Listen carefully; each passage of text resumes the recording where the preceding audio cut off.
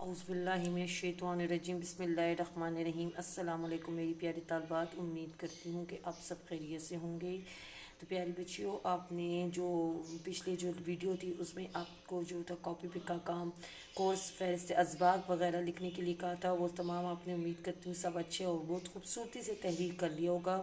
اور ساتھ ہی ہم نے آپ کے الفاظ معنی، نئے الفاظ معنی بتائے تھے، وہ بھی آپ نے لکھ لیے ہوں گے اپنے پاس کاپی پر، اور ایک پیراگراف بھی ہم نے پڑھا تھا۔ تو آج ہم جو ہیں تو سیکنڈ پیراگراف سے شروع کرتے ہیں، دوسرا سبق شروع کرتے ہیں۔ آپ اپنی پینسل اپنے ہاتھوں میں لے لیں اور جو جتنے مشکل الفاظ ہیں وہ سارے ادھر تحریر کر لیں۔ ایسی ہی ناقابل فراموش، ناقابل فراموش کبھی نہ بھولنے والی شخصیات میں ایک اہم نام غازی علم دین شہید کا بھی ہے، جو کہ ایک سچے اور بے لوث عاشق رسول تھے، جو کہ ایک سچے اور بے لوث پرخلوص عاشق رسول تھے، حضور صلی اللہ علیہ وسلم کے عاشق تھے۔ وہ بروز جمعرات 3 دسمبر 1908 کو لاہور میں طالع محمد کے گھر میں پیدا ہوئے۔ ان کے والد کا نام طالع محمد تھا اور لاہور میں 3 دسمبر 1908 کو جمعرات کے دن پیدا ہوئے۔ ان کے والد ایک معمولی بڑھائی تھے، ترکان تھے، لکڑی سے کام کرتے تھے۔ لکڑی سے کام کرنے والے کو بڑھائی بولتے ہیں، ترکان بولتے ہیں۔ غازی علم دین شہید کا رجحان یعنی ان کا جو ہر وقت جو شوق ہوتا تھا وہ بچپن ہی سے مذہب کی طرف تھا، ہر وقت ان کی توجہ تھی وہ مذہب ہی کی طرف تھی، رجحان جو تھی ان کی توجہ۔ اس لیے دیگر بچوں کی نسبت، اس لیے اور بچوں کی نسبت ان کے عادات و اطوار یعنی ان کے طور طریقوں میں شروع ہی سے وقار، سنجیدگی تھی، متانت تھی۔ قیام پاکستان سے قبل پر جب برصغیر پاک و ہند کی غلامی قیام پاکستان بننے سے پہلے جب برصغیر پاک و ہند کے مسلمان جو وہاں مسلمان رہ رہے تھے وہ غلامی کی زندگی بسر کر رہے تھے۔ پاکستان بننے سے پہلے جب وہاں کے مسلمان غلامی کی زندگی پاکستان بننے سے پہلے جب وہاں کے مسلمان پاک و ہند کے مسلمان غلامی کی زندگی بسر کرے تھے تو انگریزوں سے آزادی حاصل کرنے کے لیے خوب ہاتھ پیر مارے تھے۔ ہاتھ پیر مارنا، کوشش کرنا، انگریزوں سے آزادی حاصل کرنے کے لیے ہاتھ پیر مارے تھے۔ تو لاہور میں راجپال نامی ایک کتب فروش تھا، لاہور میں ایک راجپال نامی ایک کتب فروش کتابیں بیچنے والا شخص تھے۔ اس نے انگریزوں کی ہمدردی سے اور حمایت سے ان کے ساتھ سے رسول اکرم صلی اللہ علیہ وسلم کے ذات اقدس حضور صلی اللہ علیہ وسلم کی زندگی کے بارے میں ایک دل آزار کتاب شائع کی، دل دکھا دینے والی کتاب شائع کی، جو کہ ایک ہندو پروفیسر چپواتی نے لکھی تھی، لیکن اس ملعون کو بچانے کے لیے اس کتاب پہ مصنف کا نام تحریر نہیں، لیکن اس ملعون کہتے ہیں جس پر اللہ کی لعنت ہو، اس کو بچانے کے لیے اس کتاب پر اس کے لکھنے والے کا نام، مصنف جو لکھنے والا ہوتا ہے، نام نہیں لکھا گیا تھا، شان رسول چپا نام نہیں لکھا گیا تھا۔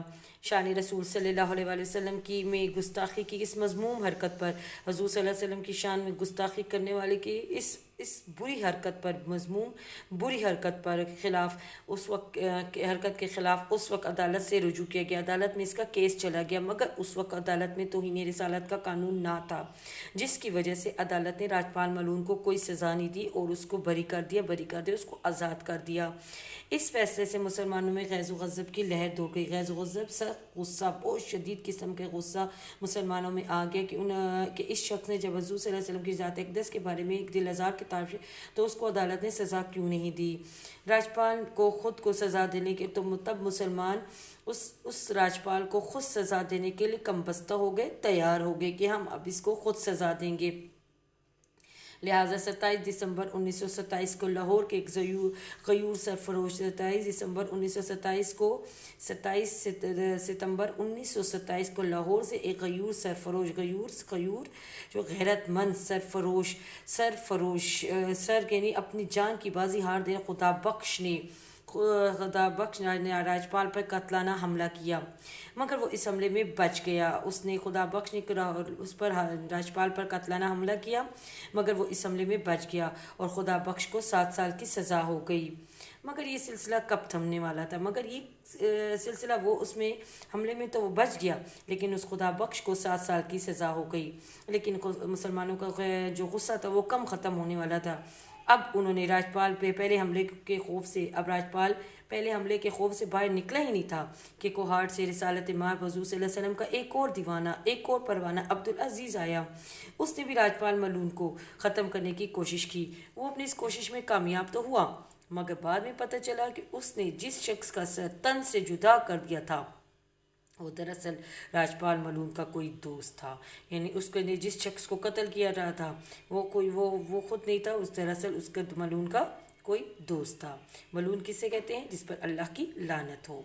ठीक है। इस वाक़यात ने इन दो वाक़यात ने की वजह से राजपाल हवास बाख्ता हो गया, यानी बहुत घबरा गया।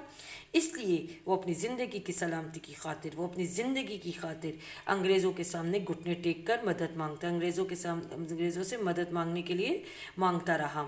ताहम वो ऐसे मैदान में, ऐसे भंवर में फंस चुका था जहाँ पर डूबना ही उसका मुकद्दर था, डूबना उसका मुकद्दर था, यानी उसने मरना ही उसके नसीब में था।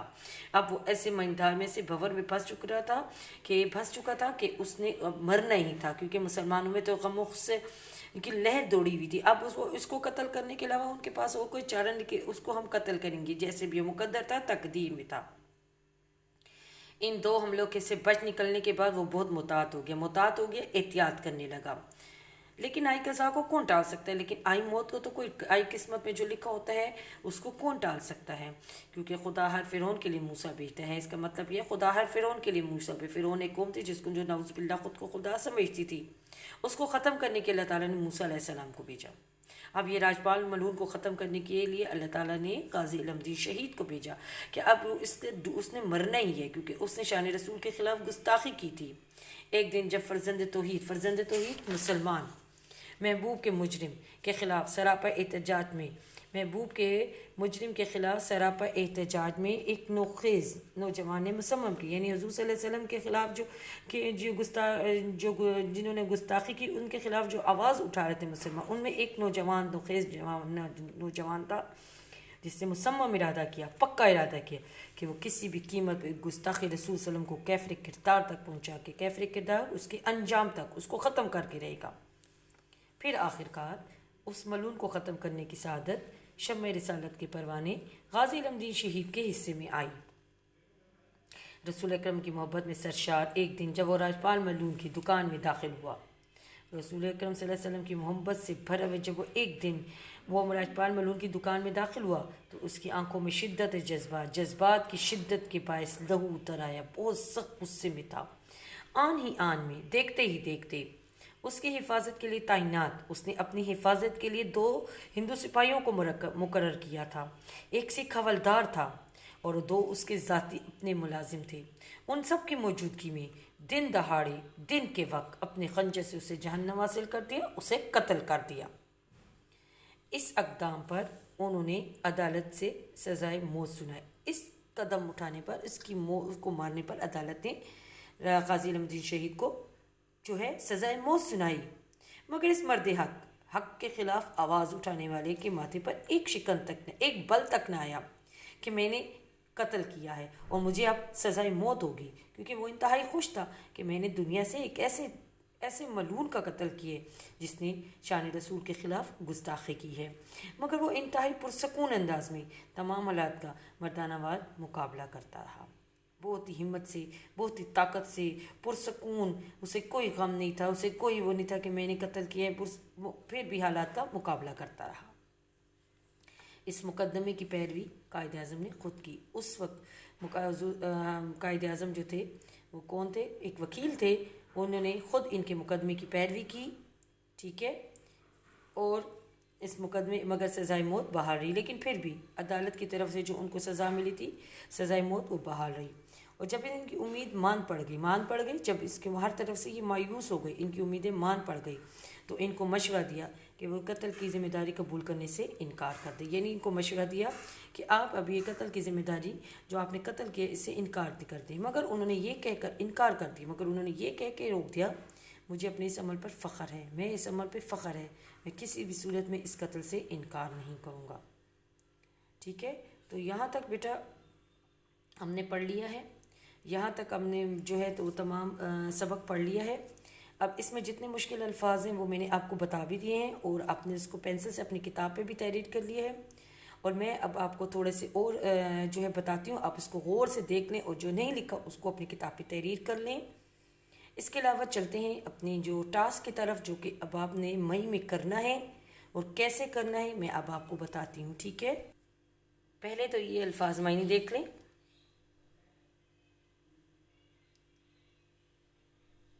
तमाम मायने देख लें और इसको जो जो आप लोगों ने नहीं लिखा वो अपने पास किताब पर लिख लें।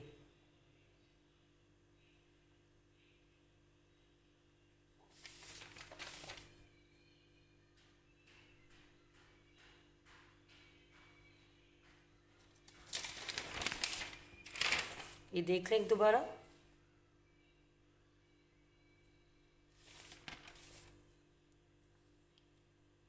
अब ये वाला जो टास्क आपने अपनी कापियों पर करना है, ज़रा देखिए आप इधर क्लास वर्क कापियों पे बहुत खूबसूरत से कट निब पेन और कट निब मार्कर का इस्तेमाल करना है।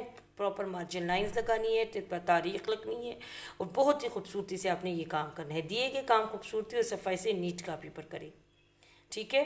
उर्दू बी के ऊपर हेडिंग देनी है क्योंकि ये उर्दू बी का काम है तमाम, तो ये उर्दू बी ऊपर उर्दू बे लिखना है, ठीक है। तारीख भी साथ लिखनी है। प्रिंसिपल साहिबा के नाम स्कूल छोड़ने के सर्टिफिकेट की दरख्वास्त। अब आप स्कूल के में किसी भी वजह से किसी भी रीज़न से आप स्कूल छोड़ रही हैं, या तो आपने किसी दूसरे स्कूल में दाखिला लेना है या कोई करीबी स्कूल में दाखिला लेना है, ये स्कूल आपका दूर पड़ता है या आपके अब्बू फीस अदा नहीं कर सकते, कोई भी रीज़न आप लिख सकती हैं कि जिसकी वजह से आपको ये स्कूल छोड़ना पड़ा है, तो आप उसके लिए दरख्वास्त लिख रही हैं। दरख्वास्त हमेशा 2 पैराग्राफ में होती है। पहले पैराग्राफ आपका खाका ऊपर बिल्कुल ठीक होना चाहिए। फिर फर्स्ट पैर की मुतबाना गुजारिश है कि मैं जमान हफ्तम की तालबा हूँ और किसी भी वजह से आप जो है स्कूल छोड़ रही हैं, वो पूरा इस पैराग्राफ में आपने तहरीर करना है। उसके बाद आपने नेक्स्ट पैराग्राफ जो है वो बराए मेहरबानी से शुरू करना है। 2 पैराग्राफ में आपकी दरख्वास्त होती है, ठीक है। दरख्वास्त हमेशा 2 पैराग्राफ में होती है। नेक्स्ट पैराग्राफ आपने बराए मेहरबानी से और फिर आइन नवाजिश होगी और अलार्जा और आपकी ताबेदार फरमा बदार, ताबेदार ना लिखा करें, आपकी फरमा बदार, ठीक है। सेकंड क्वेश्चन, छोटे भाई को इम्तिहान में कामयाबी के लिए मुबारकबादी का ख़त। ख़त हमेशा 3 पैराग्राफ पे मुश्तमिल होता है, ठीक है। पहले अस पेशावर जो तारीख़ होती है, मेरे प्यारे भाईजान अस्सलाम वालेकुम, यहाँ तक आपको हो गया। मैं खैरियत से उम्मीद करती हूँ कि आप भी खैरियत से होंगे। यहाँ तक एक पैराग्राफ हो गया। मैं खैरियत से और उम्मीद करती हूँ आप भी खैरियत से होंगे। एक पैराग्राफ हो गया और नेक्स्ट में अपने नफ्स मजमून बयान करने के क्या बयान करना चाहती हैं। आपका भाई पास हुआ है इम्तिहान में, बहुत अच्छे नंबरों से कामयाबी हासिल की है, आप उसको मुबारकबाद दे रही हैं और साथ कोई छोटा मोटा तोहफ़ा भी आप उसको दे रही हैं। यकीनन आपको उसको पास होने पर कोई आप उसको तोहफ़ा भी दे रही हैं। और फिर थर्ड पैराग्राफ में उम्मीद करती हूँ भाई कि आप इसी तरह मेहनत करते रहेंगे और हमेशा इम्तिहान में नुमाया कामयाबी हासिल करेंगे। और एक को छोटी सी अलग से लाइन नंबर 4 उसमें लिखेंगी, मेरी तरफ से तमाम घर वालों को सलाम, ठीक है। अब दिए गए नतीजे पर कहानी लिखे। नतीजा हमारा क्या है, गरूर का सर नीचा, और उन्वान हमारा क्या है, कछुआ और खरगोश। इसके अलावा आपने गरूर के सर नीचे में और कोई कहानी नहीं लिखनी, जो उन्वान दिया गया उसी पर आपने कहानी तहरीर करनी है। जो कछुए की जो है सुस्त रफ्तारी से चलता था और सुस्त है, और खरगोश हमेशा उसको सुस्ती पर ताने देता रहता है और रोज़ उसके तानों से तंग कि एक दिन कछुए ने खरगोश से कहा हो एक इतनी मील का जो है मुकाबला करते हैं। और जो ये सारा कुछ आपने ये जो कहानी है ये आपने बयान करनी है। और आखिर में इखलाकी सबक, मस्ट बी राइट, इखलाकी सबक। और फिर आखिर में आपने लिखना है इखलाकी सबक के बाद दोबारा एक दफ़ा दोबारा नतीजा आपने तहरीर करना है, ठीक है। इखलाकी सबक के अलग से नंबर होते हैं, ऊपर उन्वान के अलग से नंबर होते हैं और नीचे दोबारा नतीजा लिखने पर अलग से नंबर होते हैं। क्लियर। अब ये इबारत को गौर से पढ़ें, नीचे दिए गए सवालात के जवाब। ये इबारत है, आप इसको गौर से पढ़ें, जिसे आप तफहीम कहती हैं, ठीक है। ऐसी ही नाकाबिल फरमोश शख्सियात में एक अहम नाम गाजी इल्मुद्दीन शहीद का भी है, जो एक सच्चे बेलोस आशिक रसूल थे। वो बरोज़ जुमेरात 3 दिसंबर 1908 को ताले मोहम्मद के घर पैदा हुए। इनके वालिद एक मामूली बढ़ाई थे।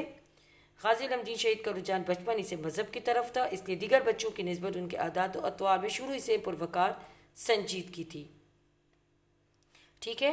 ये पैराग्राफ है हमारे पास। अब इसके सवालात जवाबात आपके पास ये हैं। सवाल नंबर 1, गाजी इल्मुद्दीन शहीद कौन थे, ये आपके पैराग्राफ में मौजूद है। गाजी इल्मुद्दीन कब और कहाँ पैदा हुए। एक क्वेश्चन लिखना है मार्कर से, पर सवाल की हेडिंग देना है, उसका जवाब लिखना है, फिर एंडिंग लाइन 2 लाइन स्किप करके फिर एक अगला सवाल लिखना है, गाजी इल्मुद्दीन कब और कहाँ पैदा हुए, फिर इसका जवाब तहरीर करके कब और कहाँ। 2 क्वेश्चन है, कब पैदा हुए और कहाँ पैदा हुए। 2 सवाल हैं आपके, गाजी इल्मुद्दीन कब और कहाँ पैदा हुए, कब पैदा हुए और कहाँ पैदा हुए, ठीक है। सवाल नंबर 3, गाजी इल्मुद्दीन के वालिद क्या काम करते हैं, वो भी आपको मैंने अभी पढ़ाते वक्त भी बताया है और आपके पैराग्राफ में भी मौजूद है। गाजी कब और कहाँ उनके वालिद क्या काम करते थे।